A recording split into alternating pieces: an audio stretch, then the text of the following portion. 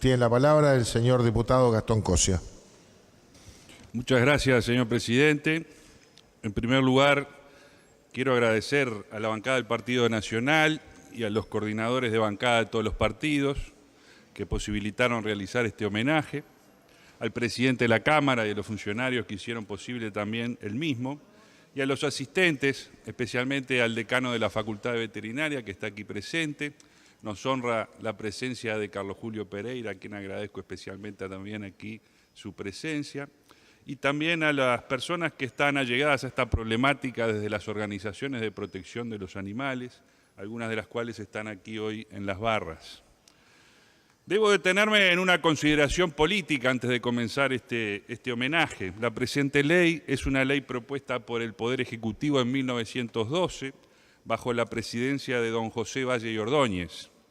Este homenaje ha sido solicitado por un legislador del Partido Nacional y el sentido con el cual se realiza es de profundo respeto y la más alta consideración hacia quienes protagonizaron tal iniciativa: el presidente don José Valle y Ordóñez y el Partido Colorado. Y a su vez nos sentimos en la obligación de destacar la profunda vocación republicana y democrática de los legisladores que desde la oposición, perteneciente a mi Partido Nacional, realizaron sus aportes y colaboración a la referida iniciativa que nos enorgullece y emociona 100 años después. La Ley 5657, Juegos Prohibidos y Protección Animal. Vamos a hacer una breve lectura de ella. Se prohíbe los match de box, parodias de corrida de toros, tiro de la paloma, riñas de gallos, rat pick. El Senado y la Cámara de Representantes decretan: prohíbese en todo el territorio de la República Oriental los concursos o torneos de box, las parodias de corridas de toro, cualquiera sea su forma o denominación, el tiro a la paloma, las riñas de gallo y todo otro juego o entretenimiento a campo abierto o en locales cerrados que pueda constituir una causa de mortificación para el hombre o los animales. Los empresarios, promotores o propietarios de locales de espectáculos o juegos incurrirán en una multa de 100 a 500 pesos. Esta disposición le da la facultad a la autoridad policial de hacer cesar de inmediato todo espectáculo prohibido por la ley y todo acto de crueldad hacia los animales. El enjuiciamiento y castigo de estas faltas corresponde a los jueces de paz y que podrán tener apelación ante el juez letrado correccional de Montevideo y los jueces departamentales en el interior. Cuando nos pusimos a estudiar la fundamentación y el debate parlamentario de la Ley 5657, nos encontramos con la referencia reiterada hacia los valores morales de una sociedad. El legislador de la época entendía que esta ley tenía una orientación claramente moralizante. Por eso creímos conveniente introducirnos en el concepto del valor del progreso moral. Y como definición fuimos al doctor Jorge Wagensberg, estudioso del derecho animal de la Facultad de Física de la Universidad de Barcelona, que nos interroga a todos y nos dice: ¿qué es el progreso moral? ¿Existe progreso moral? El progreso moral, según Wagensberg, luego de un profundo análisis, llega a la siguiente conclusión: es un tenso compromiso entre dos grandes fuerzas opuestas, la compasión que empuja a favor y el placer morboso que empuja en contra. El placer morboso, o si se quiere, el gozo vergonzante, que requiere del sufrimiento ajeno, y este último, sin lugar a dudas, es una gran resistencia al progreso moral. El progreso moral existe desde el mismo amanecer de la humanidad y puede definirse como el grado de ampliación del dominio del sentimiento de compasión. El término especismo, acuñado por Richard Ryder en 1970 y popularizado por Peter Singer en su libro Liberación Animal en 1975, ha sido usado para designar el desprecio moral a las especies ajenas y la restricción de la consideración moral y la compasión a la especie propia, la humana. Nos dice Jesús Mosterín, antropólogo, filósofo y matemático español: todos nos sentimos más obligados a alimentar y vestir a nuestros propios hijos, antes que a los vecinos. Una madre en caso de incendio prioriza a sus hijos frente a los demás y nadie la criticaría, más bien se criticaría la actitud contraria.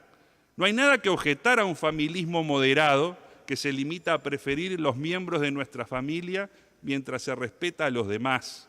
Lo que resultaría moralmente intolerable sería robar la comida a otros niños para alimentar a los nuestros o hacer sufrir a niños ajenos para diversión de nuestros propios hijos. Lo que es objetable en el especismo no es que se le dé más importancia a la propia especie que a otras, sino que no se le dé ninguna importancia a las demás. El rechazo del especismo no implica un igualitarismo moral entre todas las especies. Lo que sí exige es que la preferencia por el propio grupo sea compatible con el respeto a los demás. Hegel definió que el clima cultural de una época podía denominarse el espíritu de los tiempos, una rara combinación de los nuevos conocimientos adquiridos, de la comunicación, de la conversación entre personas que no ignoran lo mismo. Creo fervientemente que los legisladores que protagonizaron el debate de la Ley 56-57 tuvieron la suficiente capacidad y la sensibilidad de imaginar y proyectar un espíritu de los tiempos que logra abarcarnos hasta hoy, 100 años después. Vivimos en las eras de las emociones y descubrimos su importancia para el valor de la adaptación.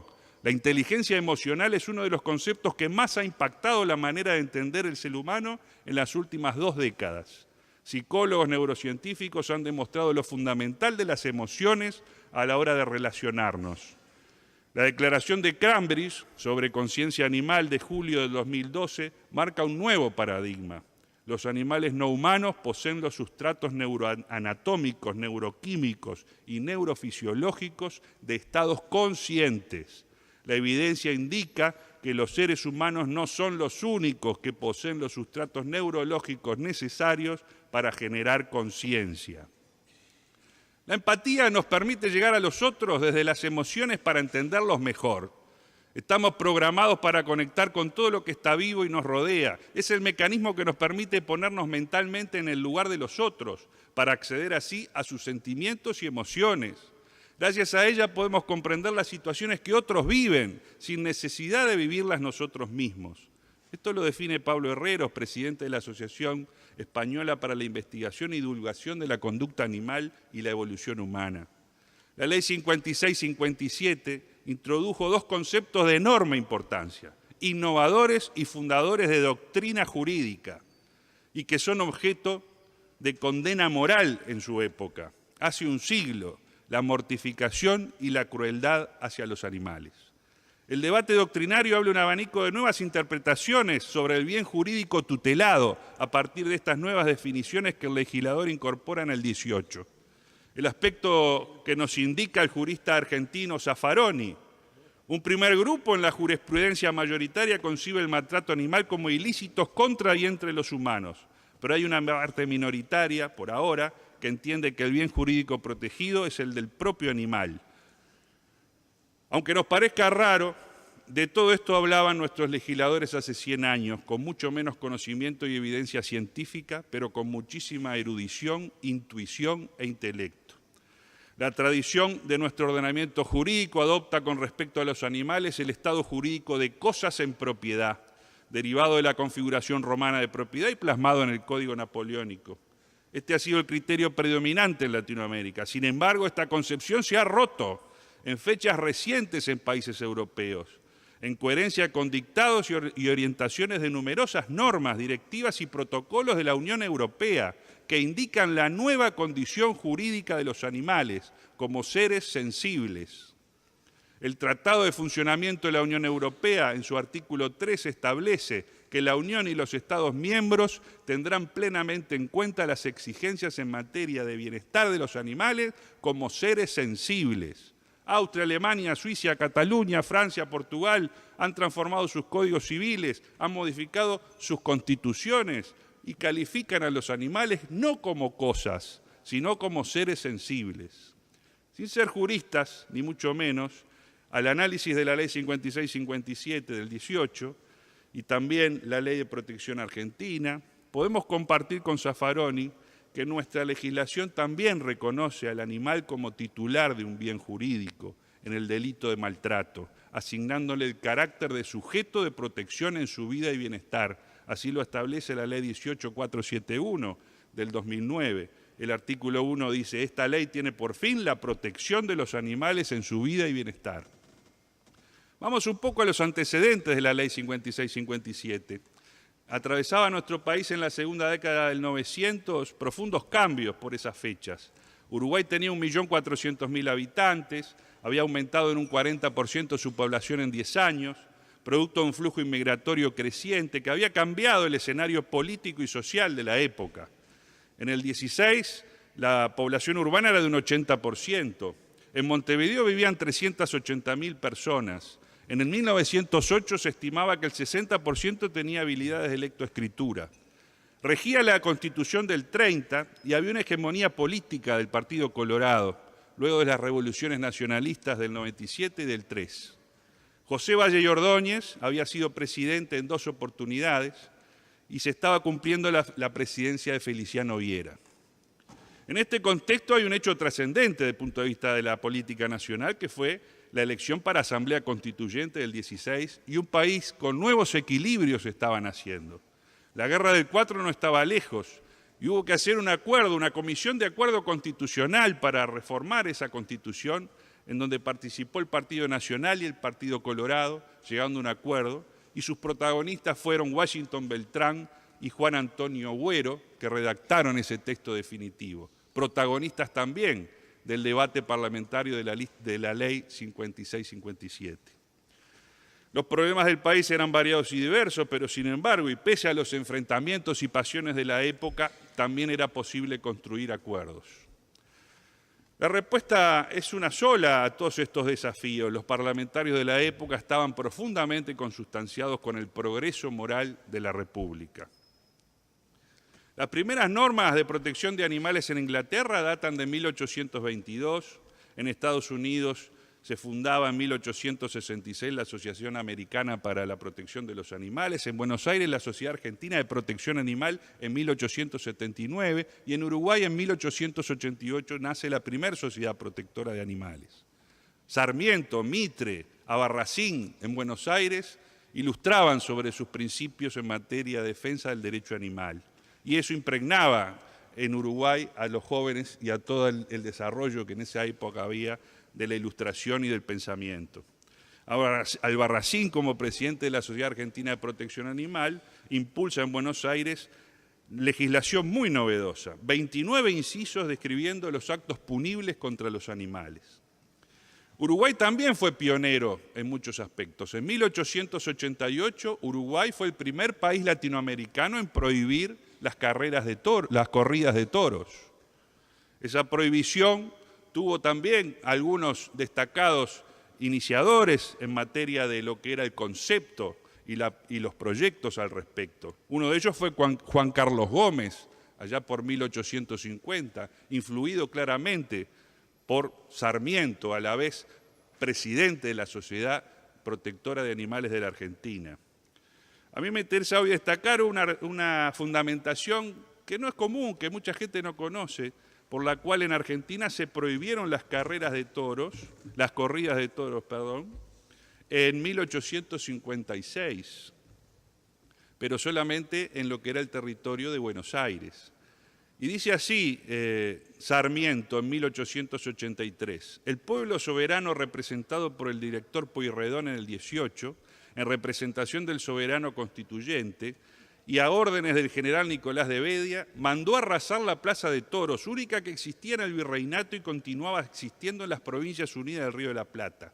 Declarados nación independiente de la Corona de España, tuvimos pues la demolición de la Bastilla española, la Plaza de Toros. Aquí se introduce un concepto político para la época, lo que simbolizaba la corrida de toros como el simbolismo de la corona española y lo que era ese espíritu revolucionario de la época.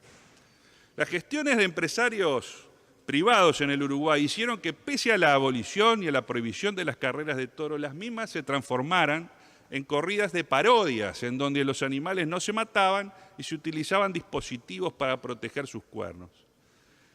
En la segunda quincena de diciembre del 1909 se inaugura el Real de San Carlos con una partida de 120 toros procedientes de Sevilla. Pero ya estaba prohibida la corrida de toros. Se iba a hacer una parodia. Las iniciativas prohibicionistas y su defensa tuvieron el protagonismo de legisladores y gobernantes del Partido Colorado, pero no obstante la pertenencia al Partido Colorado o nacional no parece haber determinado la actitud hacia la fiesta brava. Una anécdota que relata el diario El Día de 1899 es muy interesante como ejemplo. Entre las gestiones efectuadas para llegar partidarios a las corridas de toros, se cuenta la de una visita hecha al caudillo nacionalista Aparicio Saravia, en su estancia, por el señor Rodolfo Ponce de León y el brujo José Escribanís, el primer mago que narra la República Fiestal del Uruguay. Deseaban y solicitaban que se les diese algunas cartas de recomendación a favor de los toros. Saravia los escuchó atentamente y después, con tono socarrón, les dijo: pero miren, si yo no sé cómo es esa diversión, ahí en el bañado tengo 2 toros negros, que nunca puedo hacerlos venir al rodeo. Deben ser buenos para una corrida. Vamos allá. Hacen ustedes algunas suertes y si la cosa me gusta, la recomiendo. Excusado es decir que ambos rehusaron la propuesta. Esto nos narra Diego Braco en Historia de la Tauromaquia del Uruguay. Como decíamos, desde 1888 había una prohibición de toros, pero en 1912 se propone una legislación más ambiciosa y complementaria. Vamos a la fundamentación de don José Valle y Ordóñez en 1912, que yo creo que es un texto digno para que estudien nuestros escolares y que se nutran de lo que era el pensamiento de la época. El hombre tiene deberes que cumplir para consigo mismo y para la sociedad en que vive, no solo respecto de sus semejantes, sino también respecto de los animales. Se ofende la cultura social, se hieren los sentimientos más arraigados cuando se maltrata a los animales con un fin recreativo o de juego sin motivo alguno que justifique tales actos. Los animales pueden ser considerados como seres inferiores con relación al hombre, pero esa inferioridad misma impone a este deberes de protección y de amparo, ya que se trata de seres sensibles e inteligentes, que en mayor o menor grado perciben, sienten, padecen y son capaces de afectos que obligan al reconocimiento y a la consideración humana. Hace 100 años. Todo lo que participa de la vida animada con cierta intensidad en la naturaleza, todo lo que se manifiesta con rasgos de sensibilidad e inteligencia acentuada, no puede ser en una sociedad civilizada objeto de mortificación para satisfacer motivos de distracción, tendencias al juego, pasiones o brutalidades de los hombres. Hay un interés público que legitima la necesidad de la ley protectora que se proyecta. El informe de la Comisión de Legislación estuvo a cargo del diputado Maldonado, del Partido Colorado, que hace un extenso alegato sumamente interesante que por razones de tiempo no vamos a ahondar. Y la comisión dedica un tiempo muy importante a estudiar y tratar la propuesta de prohibición de los matches de box, que eran una preocupación tremenda. El boxeo hacía que se dieran espectáculos públicos sangrientos entre seres humanos en las calles de Montevideo y en las ciudades del interior. Allí surgieron muchos entredichos y se llegó a un acuerdo. Lo que se prohibió fueron los concursos de torneos públicos y se accedió a un acuerdo por el cual se iba a dar a la Comisión Nacional de Educación Física la posibilidad de amparar esos torneos con una regulación. Por tanto, queremos ir al aspecto fundamental en donde se enlaza esta colaboración que queríamos destacar. Viene la aparición de don Washington Beltrán en el debate. Notable figura del Partido Nacional, líder indiscutido, sin lugar a dudas, si no hubiese sucedido el accidente tremendo que ocurrió, él hubiese sido uno de los prohombres del partido, sin lugar a dudas destinado a las mayores responsabilidades partidarias y de carácter gubernamental en lo nacional. Él decía lo siguiente: voy a refutar en 2 palabras, para no molestar la atención de la honorable Cámara, los argumentos que acaba de formular mi colega a favor del box. En lo fundamental, con respecto a la prohibición del rat pit y de las riñas de gallos, soy partidario de que se supriman. No voy a discutir la cuestión de las corridas de toros porque esto ya no está sobre el tapete de la discusión, hace tiempo han sido prohibidas. Es simplemente hoy una parodia que no tiene mayor importancia. En cuanto al box, creo que debe prohibirse porque es un espectáculo contrario a la civilización y contrario a nuestra cultura. Me parece que en un país como el nuestro, donde se han prohibido las corridas de toros, a mi juicio, sin querer promover el debate, pero con muchísima razón, No se puede, sin un contrasentido y sin faltar a la lógica, admitir el espectáculo del box, que es mucho más bárbaro, más salvaje que el de la corrida de toros. Así acuerdo con él el diputado Juan Antonio Buero, y yo recordaba, no lo sé si hubo una amistad entre ellos, pero sí puedo decir que habían trabajado juntos en aquella redacción de la Constitución del 16, y ambos se apoyan en lo que es la fundamentación de esta ley. Y termina en su argumentación, que es muy buena, pero que no quiero extenderme, el diputado Juan Antonio Buero diciendo: voy a abundar en consideraciones que creo tan generosas como las que acertadamente ha expuesto el doctor Beltrán. Hay dos criterios, dice el doctor Juan Antonio Buero, filosóficos fundamentales para apreciar la relación entre el hombre y los animales: el que considera que el hombre es dueño en absoluto de la vida de los inferiores y el que considera en forma más elevada que existe una solidaridad entre unos y otros. Yo me decido sin vacilar por este segundo criterio, decía don Juan Antonio Buero, representante nacional por el Partido Colorado, que luego tuvo distinciones diversas en el gobierno, llegando a ser hasta canciller, tengo entendido. Creo, señor presidente, que tratar de suprimir el dolor tanto en las relaciones sociales de los hombres como dentro de la universalidad de los seres vivientes es la obra general que debe impulsarnos siempre a una alta conducta moral. Tratar de buscar siempre el remedio a la pena y el acrecimiento de la alegría. Y si el aumento de las diversiones o el goce de los hombres ha de hacerse a costa del sacrificio de los animales, hay que empezar por confesar que tales placeres son dignos de lástima. Y si puede conciliarse, aunque sea de forma transitoria, el placer noble de los hombres con la tranquilidad, con el menor sacrificio de los animales, eso es imperiosamente lo que debemos hacer. Me interesa destacar el aporte nada menos que de otro diputado del Partido Nacional. Hablo de Vázquez Acevedo,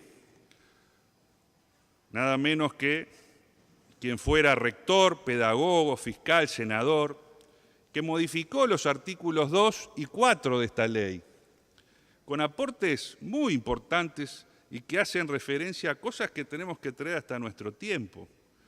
Dice Vázquez Acevedo: voy a hacer una indicación de orden. El artículo que establece la prohibición del box, rat pit. El rat pit era cuando un perro en un círculo cerrado atacaba ratas y se contabilizaba cuántas ratas mataba el perro y en cuántos minutos las mataba. Era un espectáculo tremendo, importado de Inglaterra.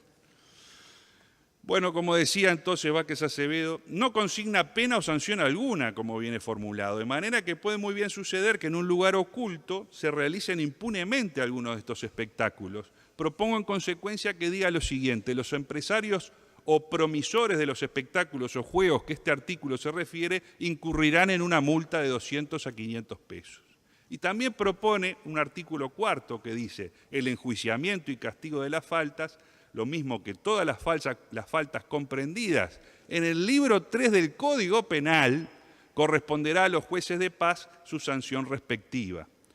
¿Por qué digo esto? Porque en 1918 el Código Penal vigente, del cual Alfredo Vázquez Acevedo ha sido redactor, incluía en el mismo el siguiente artículo: los que de un modo público atormenten, maltraten o castiguen brutalmente a los animales serán castigados, y allí establecía penas de multa o de incluso de encarcelamiento.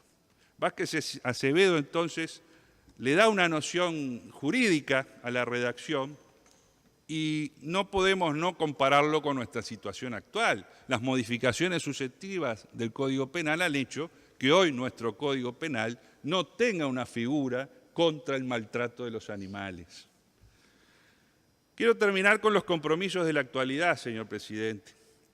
Cicerón, 50 años antes de Cristo, nos decía que no son hombres mediocres, sino grandes sabios, como Pitágoras y Empédocles, los que declaran que es una misma la naturaleza de todos los seres animados y reclaman que se amenace con penas implacables a los que hagan daño a un animal, pues es un crimen dañar a un bruto. Nuevamente citamos a Jesús Mosterín. En el presente algunos moralistas, como Tom Regan en 1983, que escribió El caso de los derechos animales, defienden una teoría absoluta de los derechos de los animales. Todos los mamíferos de más de un año serían sujetos de una vida en el sentido biográfico y tendrían valor intrínseco. Todos los seres con valor intrínseco tendrían derechos morales y en especial el derecho de ser tratados con respeto y lo tienen de igual modo todos ellos, dice Reagan.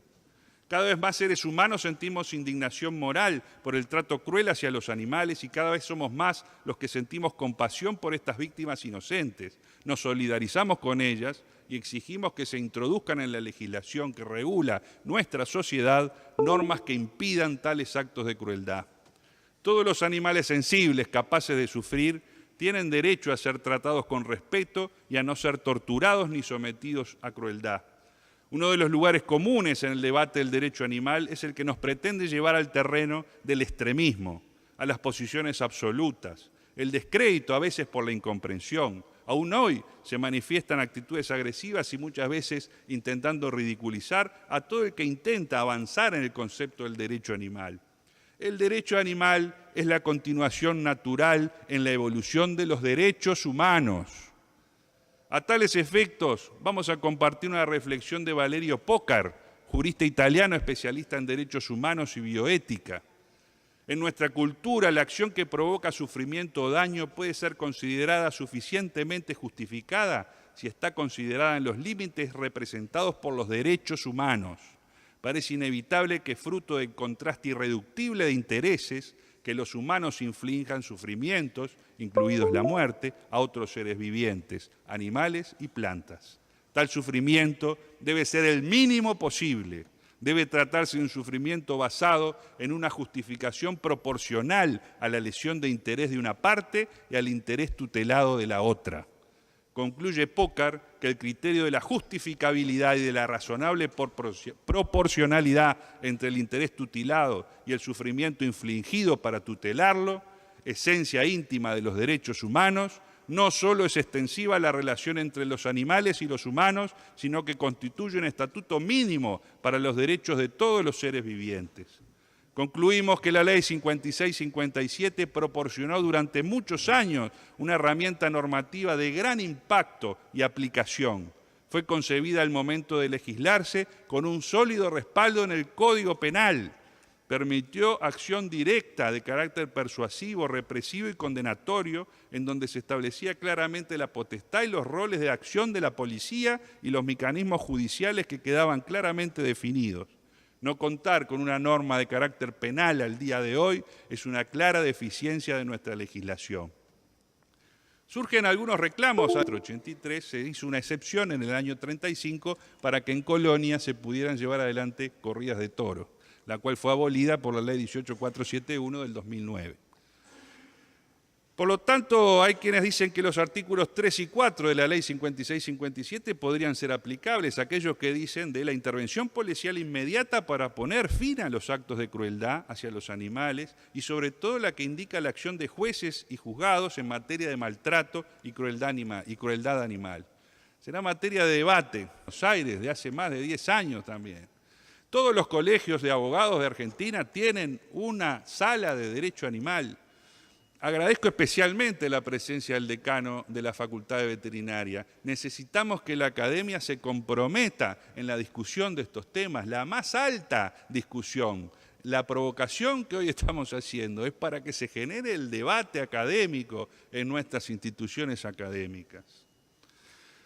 El reclamo de los derechos animales no es una cuestión que exista ya dada por la naturaleza y que nosotros debamos descubrir. Los derechos los creamos nosotros mediante nuestras convicciones legislativas.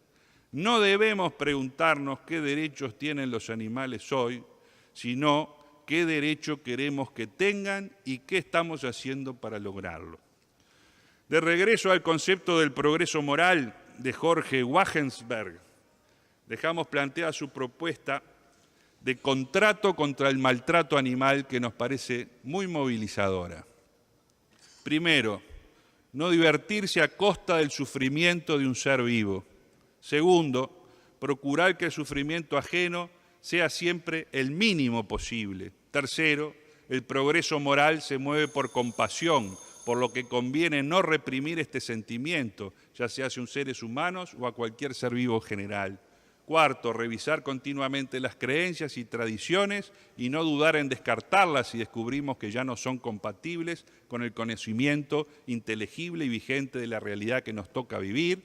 Quinto, usar siempre el derecho propio a discrepar y respetar siempre el derecho a discrepar del prójimo. Sexto, cuestionarlo todo es un buen método que solo puede favorecer el progreso moral. Séptimo, valorar el futuro en una escala de tiempo que vaya más allá de las generaciones que vivimos. Y octavo, valentía a la hora de seguir las 7 recomendaciones anteriores. Valiente es quien antepone el progreso moral a cualquier otra forma de progreso. Valientes fueron los legisladores de 1918 al aprobar la Ley 5657. Valientes debemos ser nosotros en el avance hacia una nueva legislación en derecho para los animales acorde a nuestro tiempo. Muchas gracias.